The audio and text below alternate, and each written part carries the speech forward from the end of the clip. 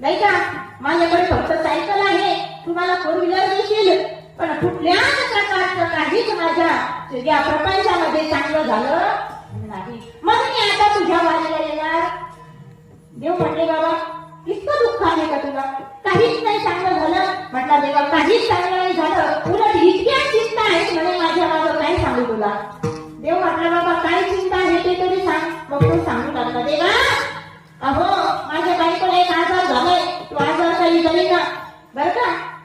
माझ्या बायकोला आजार झाला, तो आजार काही लवकर जाईना. माझी मुलगी 5 वर्षापासून 10वीच्याच वर्गात आहे. ती काही पास. माझ्या पाप्याचं लग्न जुळेना, माझ्या कापसाला भाव मिळेना.